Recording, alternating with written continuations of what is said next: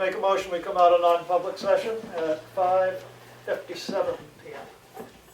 Second. Roll call vote. Streeter, yes. Goodson, yes. Merger, yes. Mason, yes.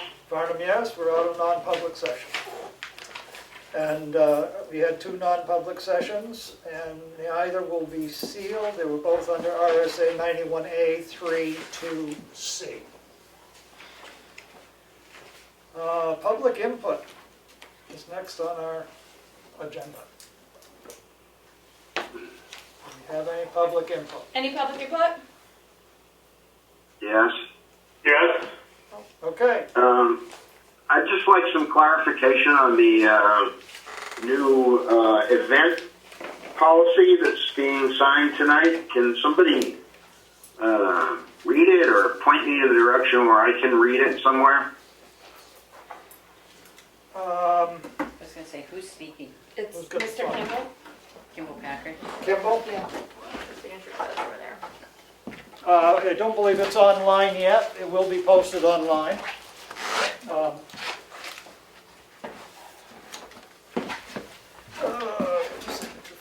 will let Ed in.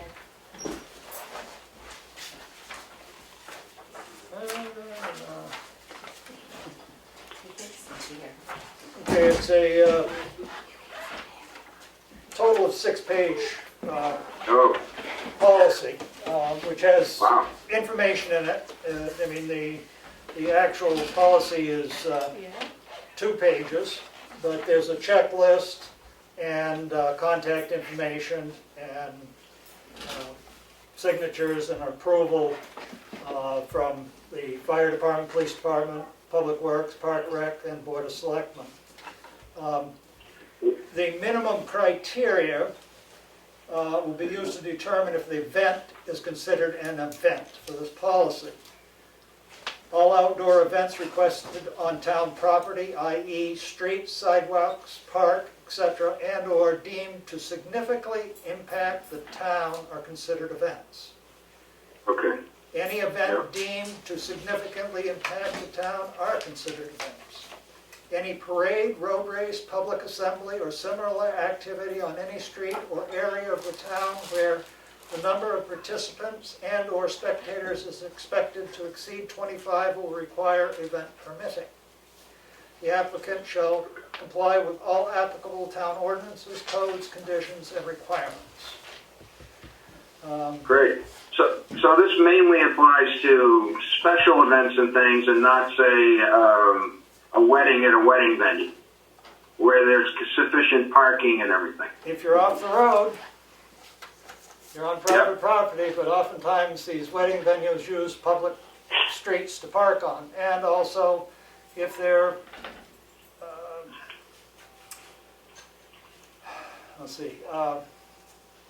in some way would be impacting the town services. If they have a tent, they're setting up a tent, it's required that they have a fire inspection of the tent if it houses a certain number of people. Okay. I mean, the whole idea is to make it so that people are safe. Yeah, I'm just curious about that tent requirement, only because when you rent a tent, it's often not set up until the day before. And is the fire department going to be available on such short notice to come in and inspect? I would hope so. Okay. I mean, it's in the permitting, it's in the checklist, and it says tent inspection by fire chief, which is to be attached when it's done. And obviously, you're going to submit this early on, and you're not going to have the tent up, but it does need to be inspected before the function. Okay. So, question, if I may. Who's speaking, please? John Ferrero with Whiteface Hollow. Yes. So we're an event venue, much like many other places in town, and so just a little bit of clarification, if I could. Often we have multiple events, although I'm not quite sure, since I haven't read the policy, what constitutes an event. So, for example, we might have a rehearsal dinner, we might have a ceremony, we might have a brunch or another dinner or a reception all over the span of 3 or 4 days. And we're in business to do events. And so are we going to have to get permitting for every single one of those micro events? And if so, there's different requirements. So there may be different tents set up for each of those events that go up and come down, sometimes only 2 or 3 hours before. How is the fire chief going to be able to inspect all of that? Does it even apply to event venues like ourselves? Can I answer that, Willie? Sure, go ahead, Becky. There is a thing on there because it's state law that tents are inspected out over a certain size. That's state law that's happened since they had the tent disaster up north. What we did was for permitting fees, we put in $100 for event venues for the year.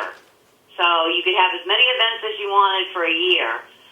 But we just need an updated checklist so that we know, or the fire department knows, there's a tent there, or there's going to be a massive group of people meeting. So if you pay $100 for the year and you're having 52 weddings and reception dinners and all that, you're only paying the $100 fee. And all we're asking you to do is complete the application and checklist so that they're up to date, so that they know that there's been a different tent put out there. Because by law, depending on the size of the tent, after what happened up at the circus up in Lancaster or up that way, Jefferson, and those people got hurt, it's state law that all tents have to be inspected. Is there a size requirement on that tent? Because many tents are for caterers, to stay out of the rain and miscellaneous small things. I'm trying to find it for you now. I believe it's anything over a 12 by 12. If it goes bigger than that, then you have to have escape routes and everything else, which most of the time, according to what our fire chief has said once, is that most of the time the tent companies provide that. So. Right. So are you suggesting, and just again, more clarification than anything else, because I understand why you're trying to use the policy from a public service perspective, that event venues, would we be able to file one time in the year, forget about the amount of filing fee money that is immaterial at this point, I'm thinking about the process, filing the one time for the beginning of the year, beginning of the season, with a list of all the events that we would have. So if we had like 50 events planned, all we would have to do is do one submission, or would we have to update the checklist for all 50 of them? I think it would be The important. idea is that you have it, I just pulled it up. The guidance is that any tent over 400 square feet shall meet the recommendations of the tent inspection checklist. There's a whole inspection checklist. I can send you that. It's the New Hampshire Division of Fire Safety. And it's an executive order that took place in 2020. That would be okay if you sent in one list of all your event dates, but again, do you know the number of participants? Because that's another issue if we're going to have to bring in more, put the ambulance service on alert that, we're going to have 400 people in the town instead of our normal 4,000. I don't mean to speak for the other event venues that are on the line. I see that most of the big ones are here tonight. But I think we know generally, 30 days in advance, an approximate number. Our, customers don't always give us exact numbers, but we generally have a pretty good handle on it. However, it varies. It varies. What happens on a Thursday night or a Friday night is going to be very different in physical size than what happens on the day of the wedding itself, and then what happens on the day after brunch would be very different. So it's not the same number of people for each of those days and dates and times. I think if you look at the application, it gives you a range of Size. dates with. Dates. So you could do an approximation. So if you're having a rehearsal dinner, the wedding, and a brunch the day after, I would give the maximum number of people that are attending during that time. So if you're going from a Thursday to a Monday, say you list out that you're going to have 160 people. We're not asking for exact amounts, just so that we know if we've got an event that's going to bring in, like Reach the Beach or something, that's going to bring in 1,000 extra people running through your town, that you may know that you're going to have to maybe have some extra fire available, extra police available, or whatever. Well, I can't imagine that any typical wedding would require additional police, fire, or anything. I mean, for the most part, they are in the 200. Most of us don't have, most of the places don't have capacity for more than that anyway. The problem So- is some of the roads that have been used, though, has made it so a fire truck can't get down through. So that's why we're looking at this saying, okay, can we get through? Can we not get through? It's stuff like that. Just so we're aware in the town what's going on. Right. But if the venue has all their parking on site and people aren't parking on the road, is that a consideration at all, or does that change the equation at all? Because for most of them, all the parking is well off the road and I think should be I think it just lets the select body know. We've had, the police department has said they've had to go to a few venues and just ask them to turn down their music and stuff like that. It's just to make an awareness. We're not trying to make it difficult for you guys. We may end up revising this after dealing with it for a year, but it was a start. And like I said, if you want to send this, I'm speaking for myself. I don't know the board would have to take a vote on this, but I see it as if you're an event venue, you give us the dates of all your events, your approximation of people. If you're going to have a tent, then you're going to fill out the checklist so the fire department can inspect a tent that's over 400 square feet. Okay.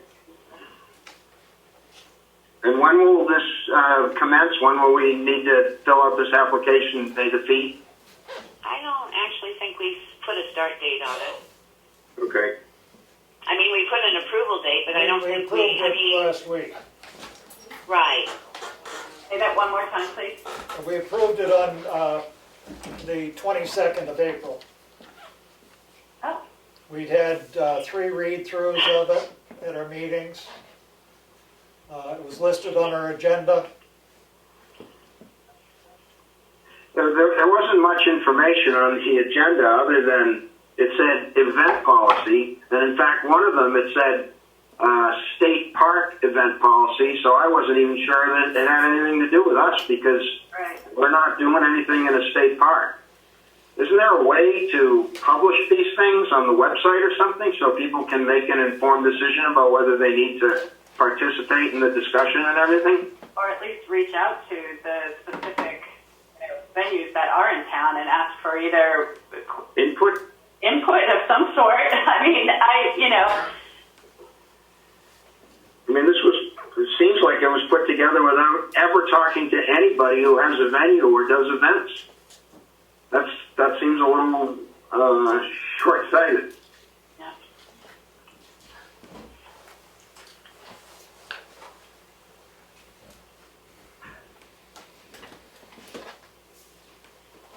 Okay.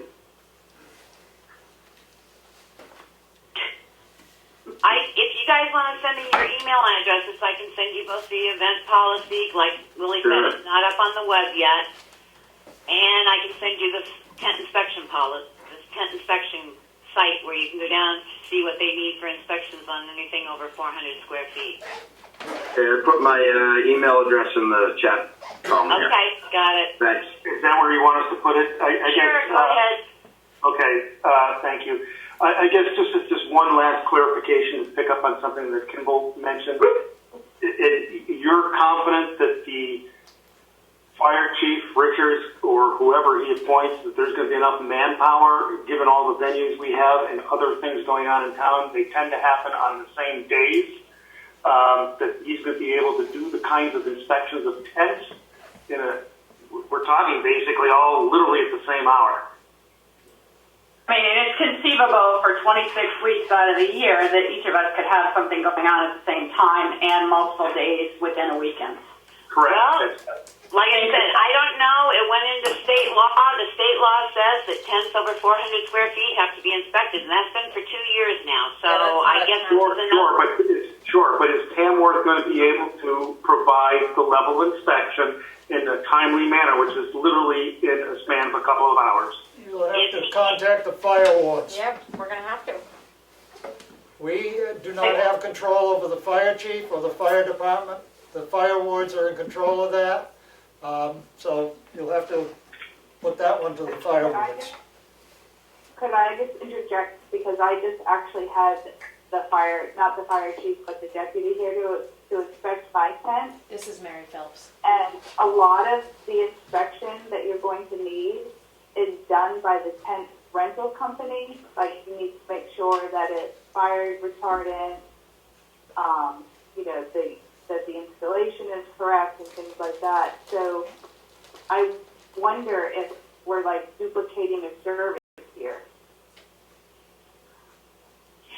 And I know before that the fire department has taken just the tent company's checkoff list. So I think it's not going to be as problemsome as you think. The problem is it is state law, and that's up to the fire chief to determine how he's going to handle the state law.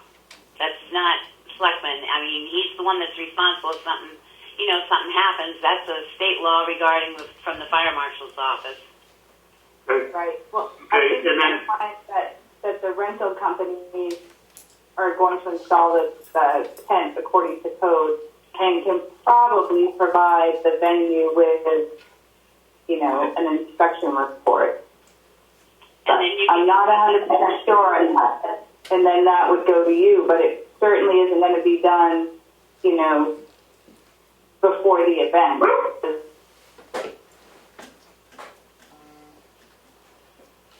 Sorry, that's the dog. So anyway, the gist.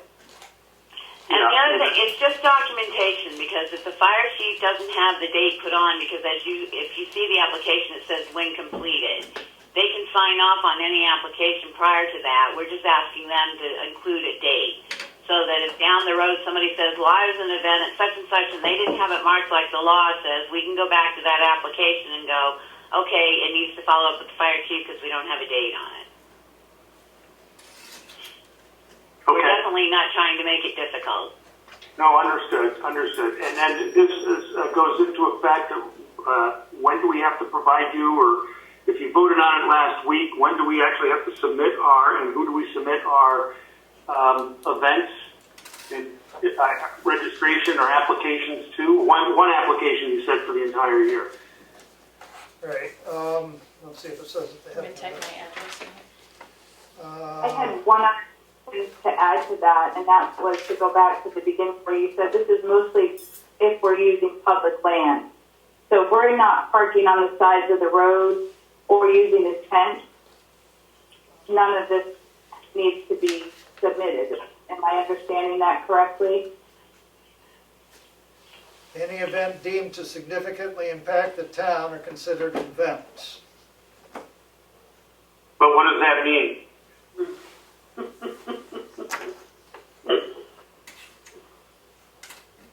I would say that it means that if you're going to have a large gathering that is coming on and off a secondary road, that would have an impact on the town of Tamworth.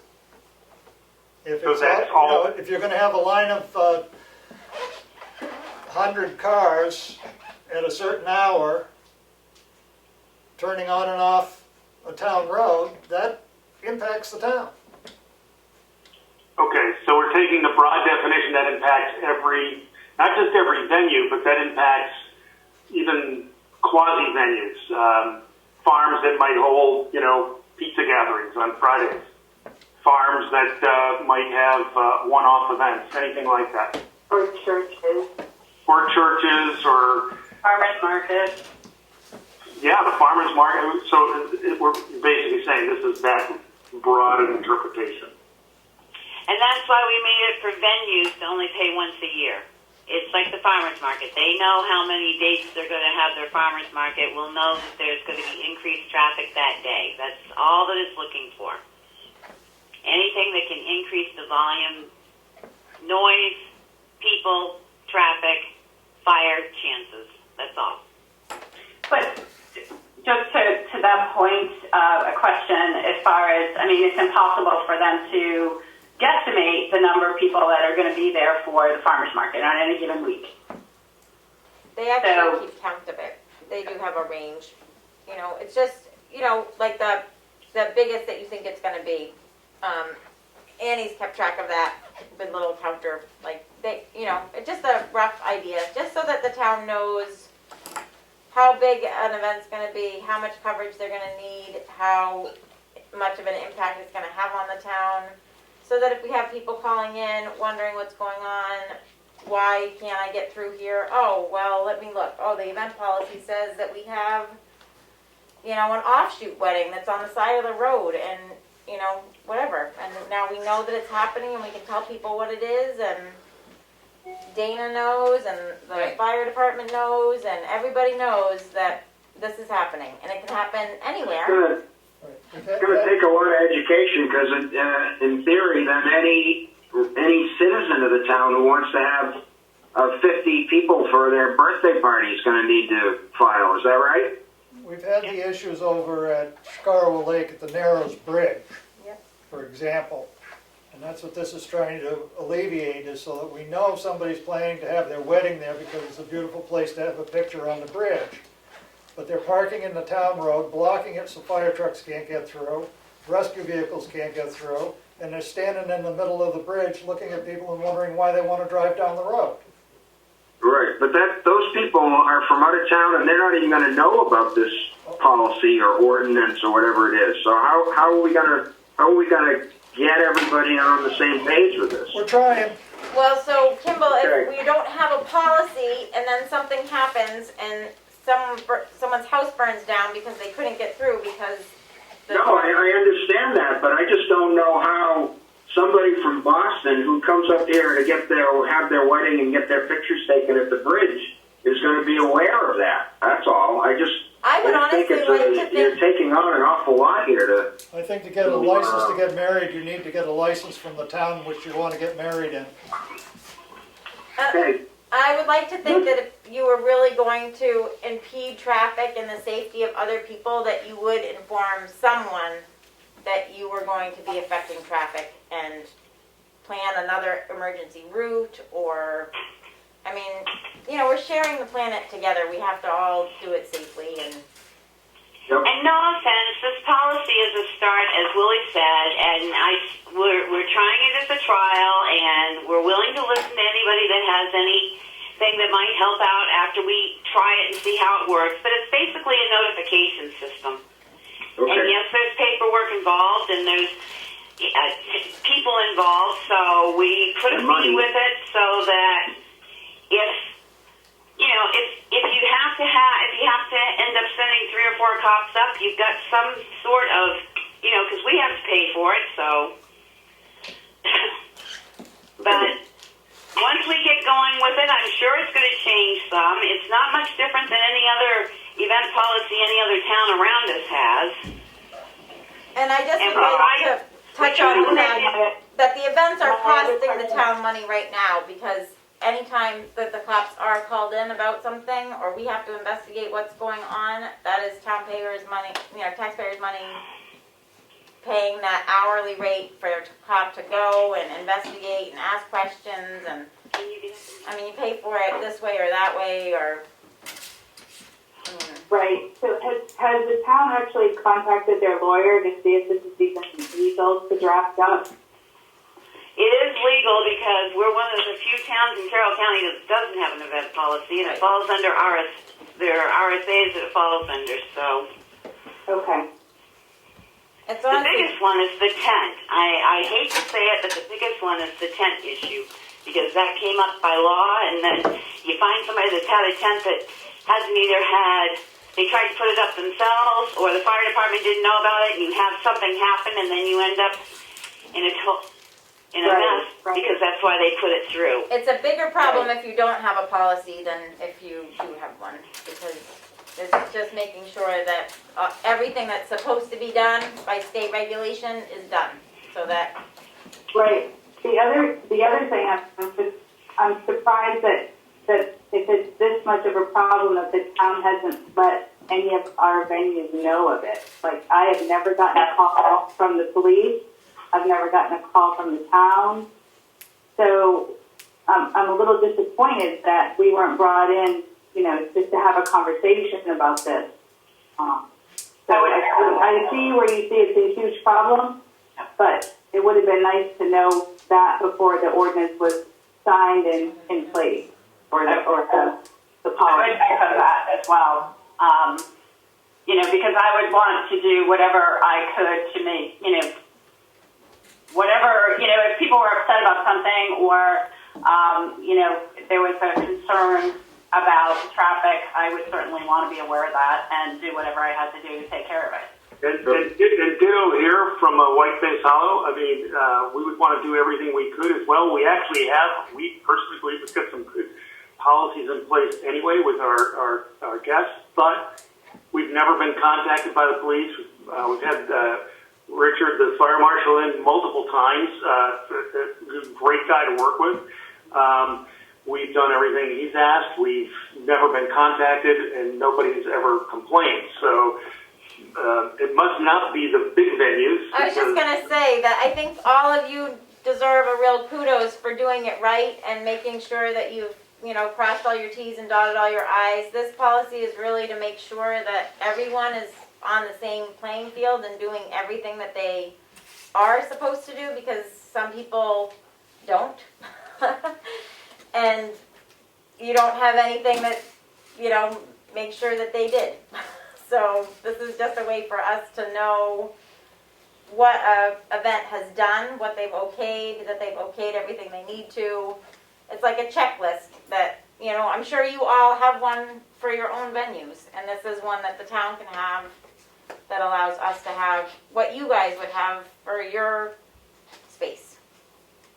And Okay. it's only a policy. It hasn't gone to an ordinance. After a year or so, if we really wanted to make it official for the town, we do what a lot of other towns have done, and they put it on the town warrant and actually make it an ordinance to be followed. So we're starting out as a policy to work all the bugs out. We tried to be real generous so that we didn't impede venues at all. We'll send it out to you guys, and this is not, every policy can be relooked at, so if you see something really glaring, but we tried to make it as broad-based as we could, but also grab all the people that just have their 150 people show up because they decide to put on an impromptu concert, and then all of a sudden you're getting calls into the police department saying we got noise, we got cars, we can't get fire trucks through. That's all we're trying to do. Okay. No, makes sense. When do we have to start, when do we file our application? We don't know yet. I'll make a motion right now, Willie, if you don't mind, that we start the event policy application as of June 1st, 2020. 2021. That was last year. I know it. As of June 1st, 2021. I'll second it if it's 21. Okay, any further discussion on the motion before us? Well, I have to have a second. I didn't hear Yeah. that. I seconded it for the correct date. We have a second. Okay. Any further discussion? All those in favor of having the policy effective June 1st, 2021? Roll call vote. Streety, yes. Goodson, yes. Rigger, yes. Mason, yes. Barnum, yes. Unanimous decision. Linda, you have a question? I don't have any other questions. Oh, I'm sure you have other business to get to here. So I guess I just have one more question. I'm assuming that we will receive a copy of what we're supposed to comply with ASAP, because it's a lot of legwork to get done before that. I will hopefully get it out to you by tomorrow. Okay. Thanks. Thank you. Thank you. Thank you very much. Thank you all for your service. Thank I you. just want to say that it's been on the agenda for quite a few months, the event policy, and you guys have discussed it numerous times, and nobody bothered to check into that. But Linda, I mean, you're you one of guys the have, only people that. it's been on there many times, and I've sat here and listened to you guys all discuss it many times. It's not something just pulled out of the... And again, just having event policy listed there without any explanation, I had no idea what that was about. So, maybe a little more information for us would be helpful down the road. I know you have a million things you're dealing with and everything, but, you caught all of us by surprise with this, so... Well, you can always call the town office. Felt that way. Yeah. Yeah, I watch videos. okay. All Oh, right, I'm good, thank you. Yeah, we Thank you, really Lenny. do try to be as accessible. I mean, we talk about so much every single week, and we do try to be as accessible and posting our agendas at least, you know, days in advance. And this is our third read plus a signature, so Ed videos it. we okay. really do try. I'd like to move on so that we're not here all night. Thank you. Any other public input? Is there any update on the fireworks? Yes, July 2nd, Friday night, with a rain date of Saturday the 9th or 10th, whatever that Saturday is. Because we have to do a rain date because the permit has to be 45 days in advance and all that stuff, so, yes, we're on. Is there gonna be any? The last time I talked to Chris, he's gonna get a band, but I don't know any more than that. A parade, nobody's, okay. We haven't got that far. We don't know yet. Ed? Anything else on the Remick Pond? Duckies. A question from Linda I have an was, update. any update on Remick Park? Unless Karen's gotten an email in, last I know is they're sending it to the committee for review. So I just got an email this afternoon, I was gonna put it in my update, we did receive the $2,200 grant from the Tamworth Foundation for the Remick Park. So, great job. Good. All right, Ed, please. Thank you. About the event permit or event policy. If the state law covers your authority with the tents, what covers your authority to create an event policy to cover private property? I don't know if you have that in the event policy. So that's my question. Where's your authority to have an event policy that would restrict or regulate private property? That's my question. We're not trying to regulate private property with it. We're trying to regulate the use of public property, which would be the roads, parking on roads, that type of thing. And so I think that's where, and it's under RSA 286. Doesn't that affect public right-of-ways? What, 286? Yes. Yeah, it does affect public ways as well. Thank you. Okay, any other public comment? Next, we have under new business, Mike DeGario from Solar Conserve. Sorry to keep you waiting. No problem. So, where do you want me to sit? Right here? Yeah. This is the hot seat right here? Yeah, that's a hot seat. That's the one with the button. All right. The ejection seat there. So I wanted to pass out something, but I didn't. Can I make more introduction so Sure. they know more maybe, because I don't know if everybody's familiar. Mike has taken over for Andrew Keller in the land lease operation, land lease of the landfill, that's the word I'm looking for, landfill under New England Solar Garden Corp. As the tenant. And so they still are in it, but Mike is the one that's the liaison between them and the town at this point, just so that everybody knows why you're here, what you're I'll clarify that a little bit once we get going. But so I am Mike DeGregorio from Solar Conserves, and I hate this mask as much as anybody. So, in fact, my glasses keep fogging up, so I'm going to get rid of those. So Andrew Keller was dealing with you guys last year, if you all remember when you signed the lease. He's no longer with New England Solar Garden. But Solar Conserves has always been involved as the local liaison person in New England Solar Garden is, behind the scenes doing the development part of it. And I reached out to Karen and sent her some new contact information for the project manager that's taking over everything there. The reason I'm here tonight is to talk to you a little bit about an issue that we're running into at the size of the project over at the landfill. I didn't realize Becky wasn't going to be here. Do you want me to email you this? Right? She is on the. Yeah, but I got something I'm going to hand out. Okay. you want me to email you that so you can email it to her right now? So she can see I it? can't email it from here, from where I'm sitting. Just put one in my box. I'll follow Okay. along. Okay. Okay, so if I could just hand, this is just a picture of,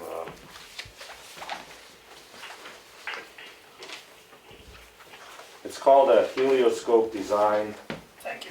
And essentially what it is an aerial view of a solar array that we think is gonna sit on the property. I don't know, do you want one? And essentially, the issue that we're running into is the size of the project shrunk down a little bit on top of the landfill. And because it shrunk down a little bit, it's not making dollar sense to upgrade the wires from the landfill to the school, which is where the three-phase is. So tonight's was really all about just kind of an informal meeting with the selectmen to see if they would entertain the idea of doing any additional array over on the other side of the ball field. Which, you know, to be honest with you, nobody in the solar world wants to put a solar array that costs $1 million at the end of a ball field. Okay, just so we're all clear on that. It's not the first choice that we're looking for. Clearly, we would have to, you know, put some netting up to protect it like crazy. And I had suggested putting a big target right in the middle of it, because you know the kids are going to try to, you know, knock them over that fence. But anyways, in order for the project to kind of keep moving financially, they need to expand a little bit more. If you all recall, we were hoping to get around 750 volts in there, just under a meg. Because of the slopes, if you see the red and blue areas in there, what that indicates to us is a different slopes, which are not very solar friendly. So that area kind of shrunk down a little bit, and in order to get the size back up, they were hoping to use the property next door.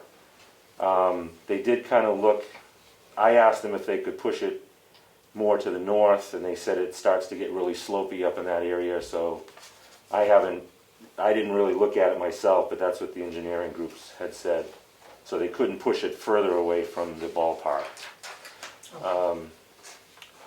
And again, it's really just an informal thing tonight to see if you guys are interested.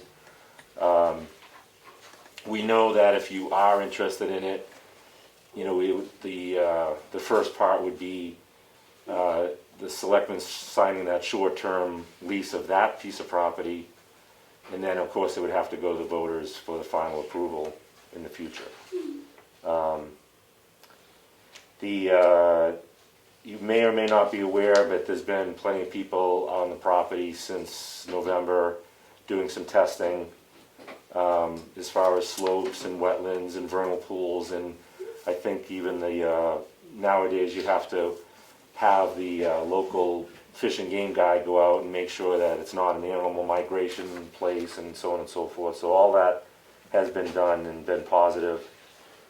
But as they were crunching all the numbers, you know, it's extremely expensive to put up the wires and get them out to near the school.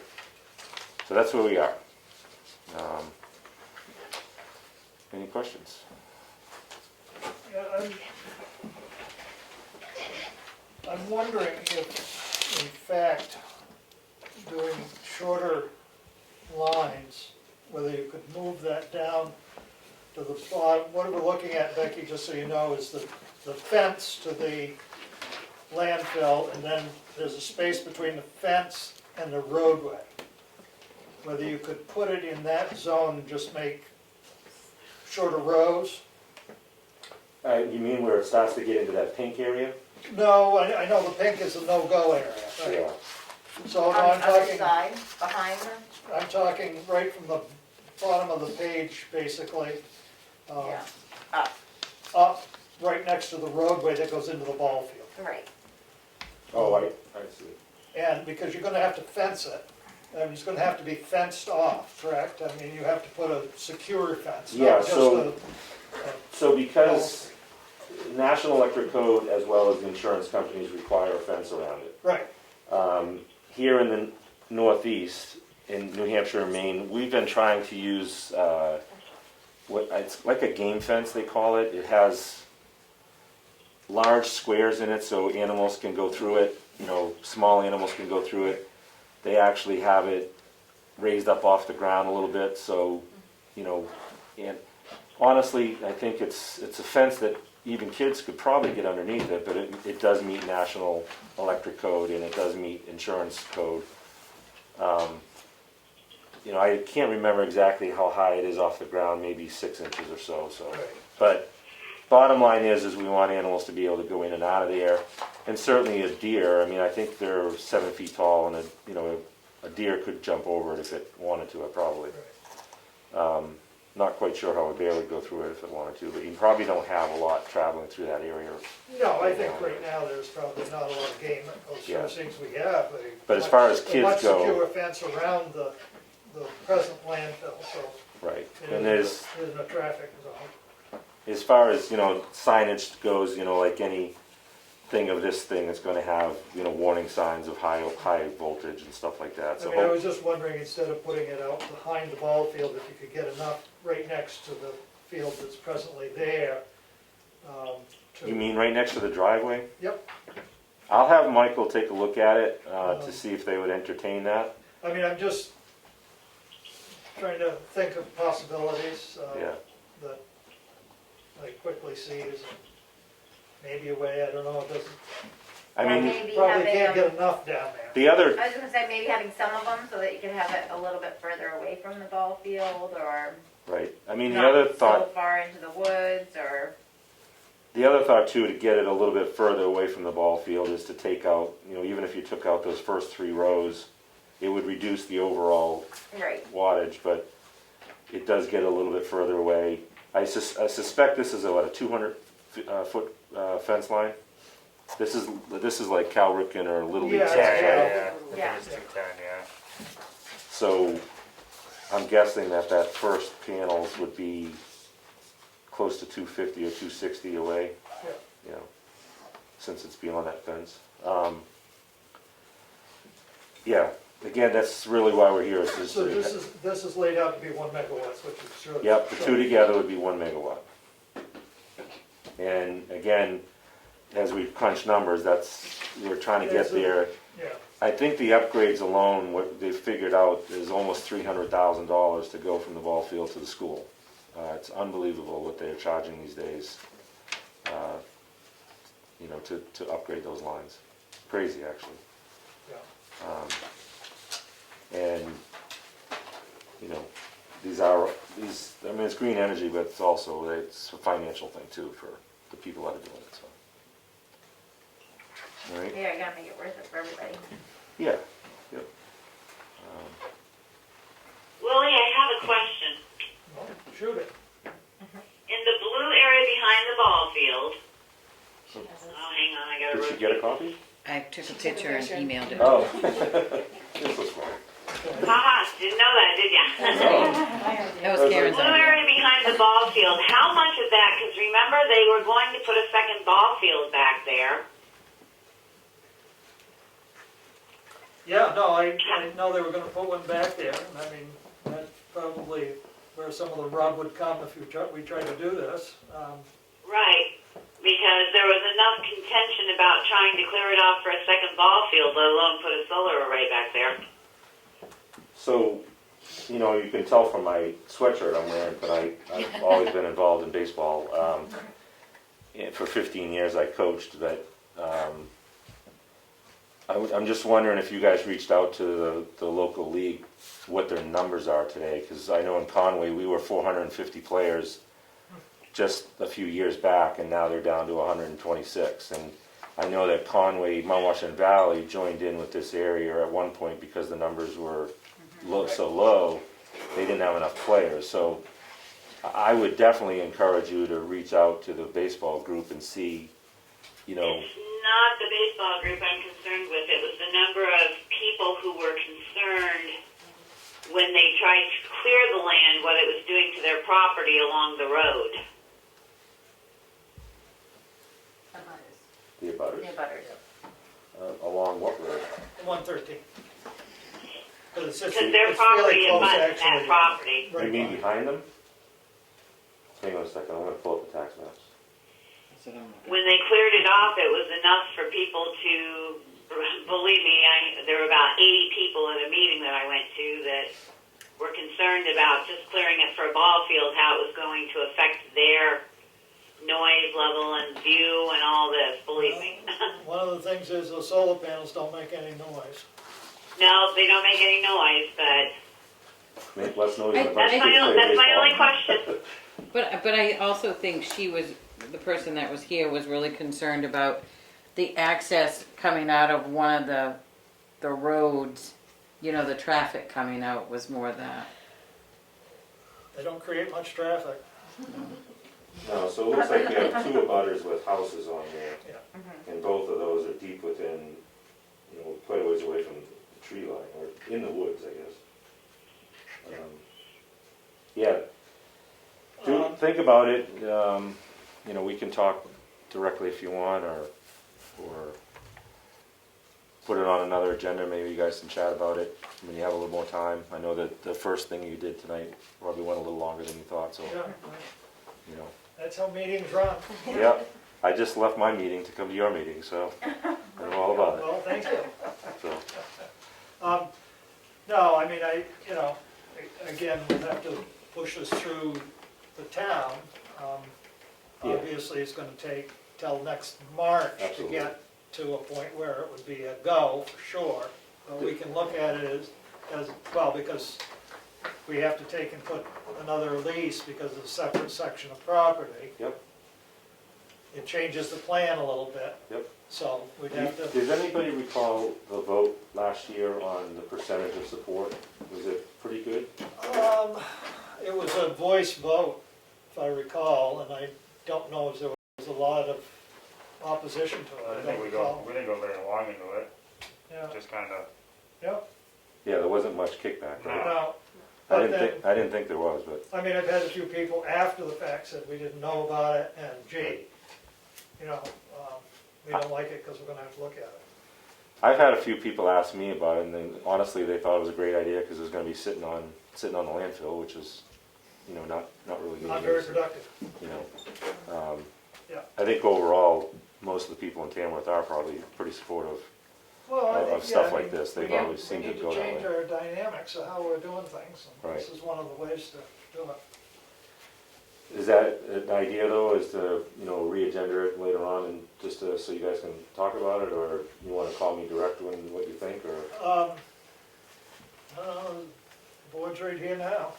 If they've got any, unless they want time to mull it and think it. So what's the I mean, process? I would say, Well, the process would be, this board would have to make a decision to sign a lease option like we did originally with the landfill. And then at town meeting next year, the voters would make the ultimate decision to lease it for long term. We can only lease, I think, for a 1 year year, yeah. without voter approval. So would you wait to move forward until the town approved it Well, probably? I would go with a little bit different direction. I guess I would talk amongst yourself, see what you feel, whether that's tonight or not. Probably do a public hearing, you know, and get input. That can't hurt anything. You're about to enter into a long-term lease, go ahead and do a public hearing. I mean, that's part of the process anyways. Right, you have to do that. And get it out of the way, see what the flavor is. And for us, we're gonna kind of put a couple things on hold until we get this answer, and I don't wanna, Sure. we're going right into prime investigation season here. Right. I don't wanna put things on hold too long. So if you agenda a hearing, you know, as soon as possible, get people's input. And then once we get the flavor of the hearing, the public hearing, if it turns out good, you guys vote yes for the 1 year lease, and then present it to the voters next year for the long term. And you would feel comfortable enough to move forward with the first phase of the project until. Yeah, I mean, I'll make the argument to the developers that, you know, Tamworth is very, very supportive. Just the people that are here, they are, you know, let's face it, the Yep. people in Tamworth are definitely about green energy, and I think. Willie, I don't think we could even go with a public hearing before the 19th, well, before the 20th or the 26th, because we have town meeting on the 15th and elections on the 11th, Right. so. Yeah, Yeah, no, we're looking If we after could that, do I it- think. or if you all could do it by the end of the month of May, would be good. Yeah, I think we can, you know, if we get a good idea by the end of May, that'd be perfect, I think. Yeah. But I guess first, I mean, right now, you guys seem like you're okay with at least getting the hearing out there and so on and so forth, right? Oh, yeah, I think it's a good idea to have a hearing on it. I mean, Okay. Anything else? not that I can think of at the time, so thank you for coming in and explaining our dilemma. Yeah, we're still waiting for some legislation at the state level for the larger stuff. As you know, we've had a few projects in Tamworth in particular that were of decent size. And all that was killed when some of those votes, didn't go in our favor. There's some legislation right now that we think the governor's gonna support, which will allow it to get up to a size. These are all about numbers, and I won't kid you that when it costs $1 million to get the lines upgraded, a mile or so, you can't do that on a tiny project. So that's why the bigger projects can sustain some of these upgrades. When that legislation, if it does pass, then hopefully some of the projects that have been sitting in the can here in Tamworth will get revitalized and give you some updates on those. I, as one, certainly hope so, because they have a tax benefit to the town of Tamworth. Yeah, absolutely. Revenue, it's a revenue source that we could really use, plus it's good green energy. Yeah. You probably read in the paper, there's a pretty good sized project going up in Conway that is gonna bring a lot of revenue to the town, and it's gonna sit in the middle of nowhere. For the most part, nobody's gonna see it. And, $387,000 a year after it starts producing. right, and, there's no kids going to school from that. There's no anybody shoplifting or anything, so it's good revenue for a small town, so. And if, How did they get in it larger than 1 megawatt? I'm working on it. How did they? Oh, They have 1,000 acres they're dealing with. they're in a whole, And they're short to their power station. yeah, so really, Becky, they're in what's called a wholesale market. And, Yeah. and there's very few companies that will work in that market because honestly, the revenue is less than half of the net metering market. So Right. they have And to. no, Willie, it wasn't my land that they're putting it on. So they have to put it at that large scale in order to make money, and it also falls under totally different regulations too. It doesn't fall That's under right. the net metering world. It falls under ISO New England. It's under federal regulation. So to be honest with you, it's actually easier to build in some respects. It's harder to find those big tracts of land, Right. but once you do, it's easier to build because it already has regulations in place. You're not waiting for the state to do stuff. So, all right. Thank you very much, Mike. Appreciate your time. All right, you guys take care. Yep, you get your glasses. Yes, I'll be back if I forget the glasses. I won't even get out of the driveway, so. All right. All right. You guys Thanks, Mike. have a great night. You too. All right, administrative update, please. Okay, the current bank balance is $1,817,994. That includes the AP and payroll. I will be posting for a welfare director tomorrow, because it's not quiet in that department. And we've been really busy in the office with assessing, and we're gonna get ready to get the tax warrant ready for signature in the next couple weeks. And like I said earlier in the public update, we received this afternoon a letter from the Tamworth Foundation, and they approved the grant request in the amount of $2,200 for improvements to Remick Park, and a check will be forthcoming shortly. And that's it for me. Thank you very much. Moving on to the signature file. First is now I've got to rearrange this because Did you take it out of order? You did. I'm going to try and put it back in order. It's fun. I'm gonna grab my agenda. So Let's see, poll license, that's right there. Okay. First, we have the minutes from our meeting on April 22nd. A motion to approve. Second. Any errors, omissions, corrections?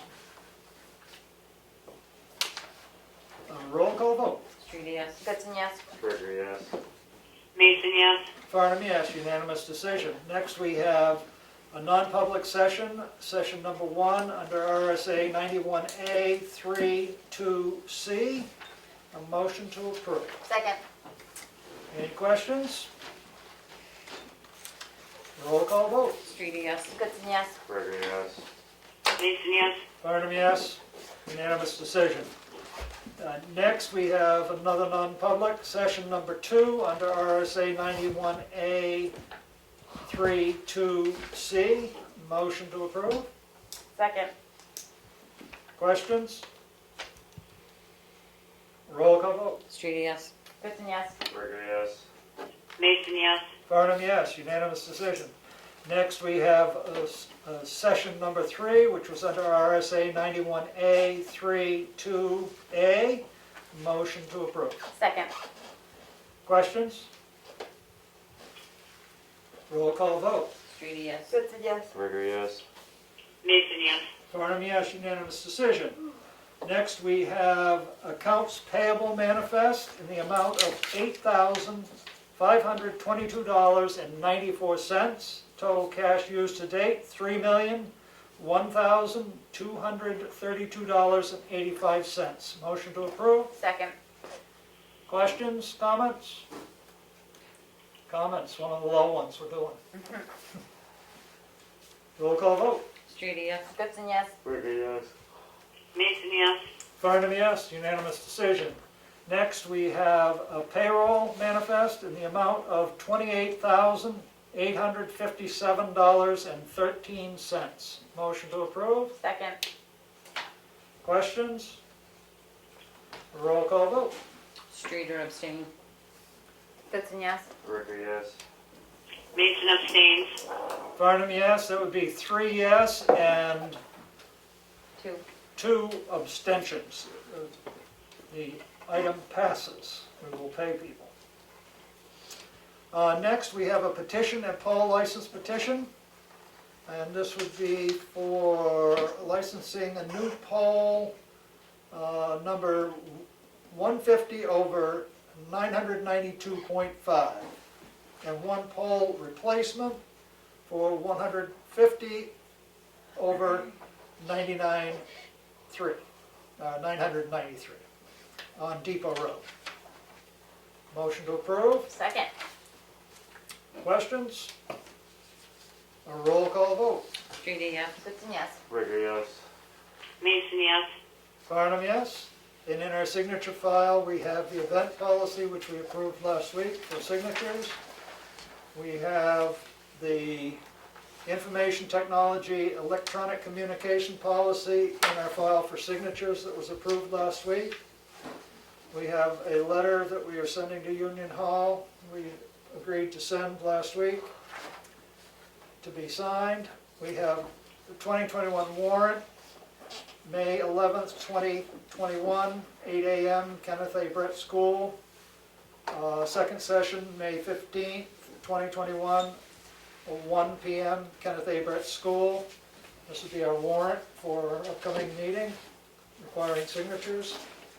Motion to approve. Second. Roll call vote. Street, yes. Goodson, yes. Gregory, yes. Mason, yes. Farnum, yes. Unanimous decision. Next, to be posted with the warrant is the proposed budget, MS 636. Motion to approve. Second. Questions? Roll call vote. Street, yes. Goodson, yes. Gregory, yes. Mason, yes.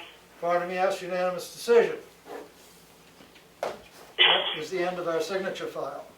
Selectmen's updates. Now, I have a question about the flags. Are they to, out here, are they to go back up, or are they still staying down? I haven't looked to see what the rule is yet, but some places they're up, some places they're I down. know, So well, I saw it at the townhouse today, and I was gonna put it up, and then I thought, I'm not sure, I haven't had time to research when they tell us to put it up. yep. I'll do it whenever we're supposed to, if I can find out. Well, I just saw it, Ed's gonna look it up right now. I saw it, Flags are full staff, thank you, Flags are Becky. full staff, okay, I will put them up before I go home tonight. Yep. and then you can take them probably down tomorrow for the next shooting. Yeah, well, that's so far. Anyway, okay, thank you, I'll put them up. One other question I have, I've got some phone calls this week about the tennis courts. Have we made a decision about the tennis I courts? thought we were gonna talk on that on May 8th, was it? What's been- May 7th, all the regs are gonna change, but supposedly. Yeah, we're waiting for new policies to come out, right, or new recommendations. Yep, and they're probably gonna be changed from what the governor thought they were going to be because of the speech last night, so. Right. I mean, I've had another call on the tennis courts as well, querying whether we were gonna open them, and I said, well, I think we're gonna discuss them on the 8th. I Okay, thought that was our plan, but I thought we were waiting for, what? Isn't the park open? I mean, we had Easter egg hunt and kids go in there and play all the time. and I do notice that somebody took a sign down at the tennis court. They must have been at the park too, because I haven't been there all week. I think just let them play. They want to risk it, whatever. It's written on the social It's their own problem. the other question I have is it gonna be should we start with a 4th of July committee to see what we're gonna do, what we're not gonna do? Put out to see who wants to do something, or do we wait till the 8th? We kinda keep waiting, I mean, can we get a committee, and then, You won't know if you have a budget until after the town meeting, so, you know, if a committee wants to get together and have no budget and do, I mean, you can do a lot with no budget, you just can't do everything with no budget. We have no budget for anything until. right, Well, I know, that's what I mean, it's like if you all wanna, you know, if you think it's worth having a committee before you have a well, even budget. just putting it out there and saying in the next couple of weeks, if you're interested, I mean, you can sign do up. a lot with no money, especially right, with but I mean, volunteer it hours. starts the committee, and if it gets shot down, then see you later. I think it's fine Well- to start a committee if one is wanted. I'm wondering if that might be something that could be announced at town meeting. To sign up. To sign up for a committee. If you're interested in dealing with the 4th of July parade or any events on the 4th of July, contact Mel Streeter. You brought it No, up. we're not I think that's a nice idea. You brought it up. And for backup, call Aaron. Yeah, okay, pass the buck. But it won't be called Willie. I'll be in your parade. I can help you with it. I'll support it. We can put something up on the website too to ask if anybody's interested in, I mean, do you really, they can contact The office. Karen, can't they? Yes, I was Yeah. just being a little, No, I thought you were being quite appropriate, but no, just let them contact Karen. Now, is this going to be an appointed committee or just I don't know. It can be an discussion appointed for later? committee. Okay. We'll put it out there to see if All right. anybody's See if interested. everybody's interested before you go any Well, further. and one other thing, are we gonna advertise for a rec director? That was another question I had. We're gonna have to wait for the budget on that, I would think. Well, I mean, you could also advertise, and then if it doesn't, No, that seems a little riskier to me without a budget passed, because you won't really have any idea, even if you can offer the position. I mean, if it doesn't get passed, then, I don't foresee it not getting passed. but Do you? no. Yeah, but don't you have to pass the police budget, fire budget every year too? Right. And you're not gonna postpone things like that. I would think that going forward sooner than later is better. I just think it's a little bit risky where it's like a whole new position that you're gonna be advertising for a rate and everything before a budget. I mean, without having, you know, when you have people in the position that make an hourly rate, You won't be sitting anybody down to interview them until after town meeting anyway. Right. So, but how are you gonna post something before you know what their budget is? We don't know, we need to know their budget. We What are you can gonna put in the advertisement? sign up to the rec director. No, I mean, we can, that we have a job description for it.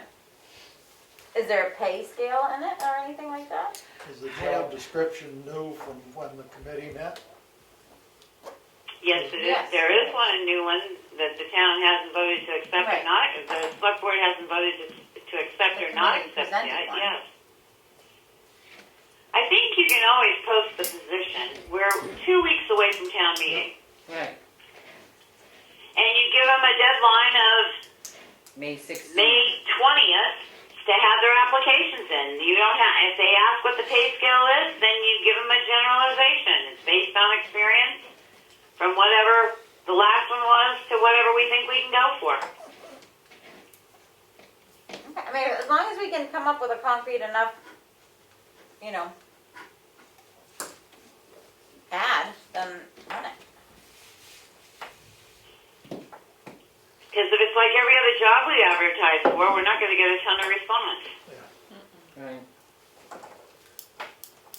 But the board needs to make a decision what job description they're going with. Right. So maybe we can look at the job descriptions next week. Okay, I was gonna say maybe it needs to be put on the agenda. good. That's it. Just like the welfare director's job description, are we going to review that, or are we going with the job description we have in place? I think the one that we had worked. And I think we reviewed that. I don't have it in front of me, but I think we reviewed that and signed off on it last year as continuing as was. Right. Yeah, I think that one was a good one. So, I would say we could use that job description. The welfare director. That's it. Good, thank you. Kelly? So, other than some comments that I had about the event policy that I think were already heard, I had some people contact me from Page Hill that were just sort of wondering if there had been any decisions on how to make it a safer route and if anything was happening, and I felt unclear to give like solid answers. Did we talk about posting another speed limit sign? I just wasn't sure what had definitely been discussed that we were doing. I did mention that we should probably put 2 additional signs on Page Hill with the speed limit. And put larger signs at the bottom and then move the smaller ones up. One just west of Turkey Street, so people turning from Turkey Street onto Page Hill would see it, plus those people that just zoomed up the hill and through that intersection would see the sign. And then put another one coming east, someplace right by your house, maybe. Yeah, right on that downhill? Well, no, they're gonna be going uphill there. Oh, well, you might want to put one on the downhill too. They so go real fast on the downhill. I did mention it to Richard, and I think he was gonna get some signs for that, so, I mean. I think it's just because I live on it that they had knew that it was on our agenda to talk about, and I Right, couldn't and remember I'm what glad it you is. brought it up, because, well, I meant to follow up more on it, so. Okay. If everybody's happy, I'll talk to Richard about getting those 2 signs in the ground. Yeah, that's great. I remembered that something was happening, I just couldn't remember I'm gonna exactly take that by a nod of head as consensus that I'm gonna. what's that sign out on Ospey Lake Road? Radar is strictly enforced. Yeah. Is Oh, that? the Yeah. blinking one? No, it's just Yep, Radar, yeah. that slows me down more than a speed limit sign does. Well, I think if we get one of those Because things most of that these people flashes- see them. They see the speed limit signs. They don't care. I mean, as bad as it is to say, they don't care. yeah, no, agree, and I hope that maybe we can at some point have, In Lee, New Some Hampshire, more, they have that one that says that it's done by airplane. That always freaks me out. They're planning to for the trees, eh? You know, I'm like, how does that work? And can't they see everything? And I'm going like exactly where I'm supposed to, you know. well, I mean, let's get these signs up and see how that helps, and then, you know, if we can find another sign to put up that says, you know, Enforced radar by airplane. enforced. Yeah. you know, then maybe that, you know, they don't have to be as big a sign, but maybe, Yeah, theirs isn't that big. It's just like yeah, it's a smaller sign. Yeah. I mean, you're supposed to be doing 35 miles an hour, you know, so you should be able to I read it. think you have to check on whether you can put that up though by law. Right. What? Radar enforced. Radar enforced, because I'm going to ask a silly question, but does our police department have radar units in their vehicles? I think so. I would hope so. I don't know, so I checked before we put a radar, speed limit enforced by radar. We don't have radar. If they That's don't, all right, we I'm might gonna wanna put look up a into it. sign that says surveillance camera in use, and there'll be no camera out there. Alright. So, I'm not about it. yeah. There you go. There you go. I think that one you might get in trouble for. Local traffic only. But I mean, anyway, there's so all many right, signs we moving can on, put. Aaron? Unless, are you? I'm done. Yep. But all I did is I accompanied you to the ambulance. They consider that the quarterly meeting. Well, it's the first meeting we've had in a year, and Okay.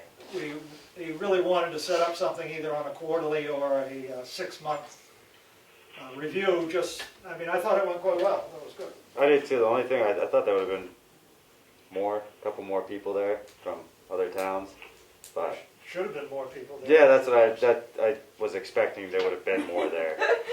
Yep. Yep. That works.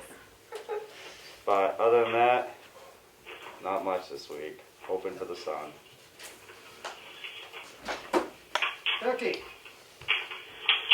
Well, as most of your emails have blown up, I started with the LEOP grant stuff. I hope Chief Coulter comes back soon. If we can get the list and stuff done and get people attending the meetings, they're all by Zoom, so hopefully we can get that done. Like I say, I've been dealing with health officer issues this week. I don't know what's going to happen come May 7th. I'm watching everything that's coming out. No offense, I mean, telling people they can meet in small groups if they're all vaccinated. How are they going to prove everybody meeting in that small group is vaccinated? I have no idea. Been one of those weeks. Anyway, LOP is on its way. I think that's my biggest thing right now, other than town meeting. Yeah.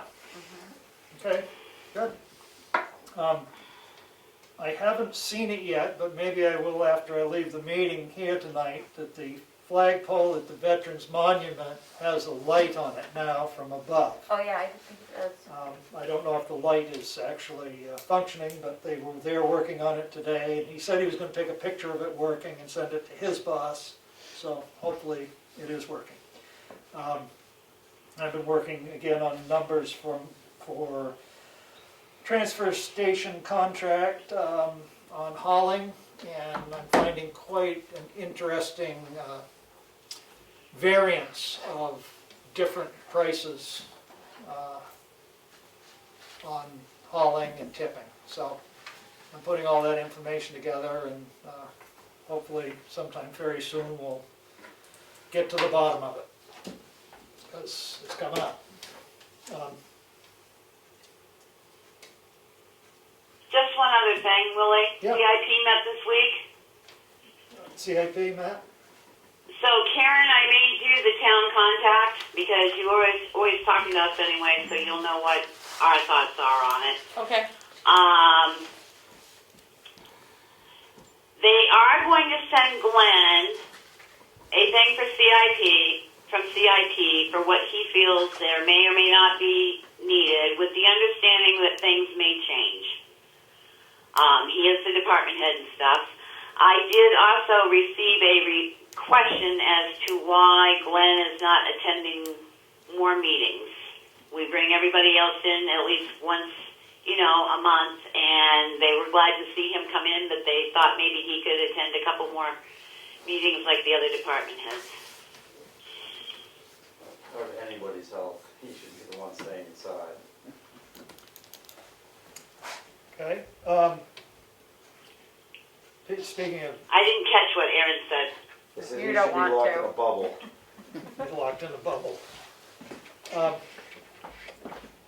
Speaking of CIP, that makes me think about what we have in the warrant for the roof. Do we have any updated information on that? To try to get contractors out here, you mean, like quotes?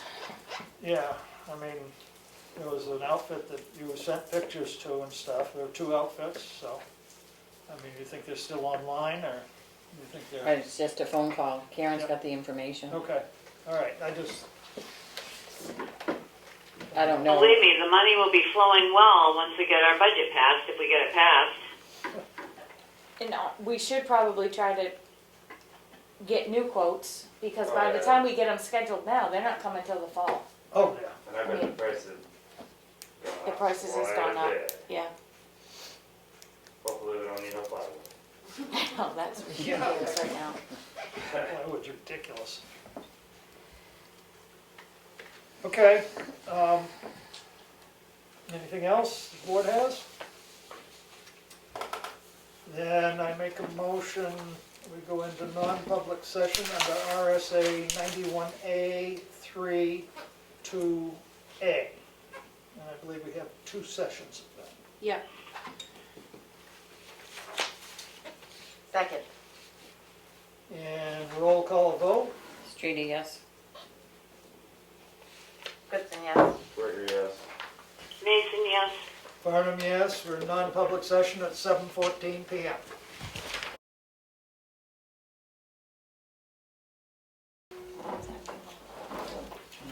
Make a motion to come out of non-public session at 7:32 PM. Second.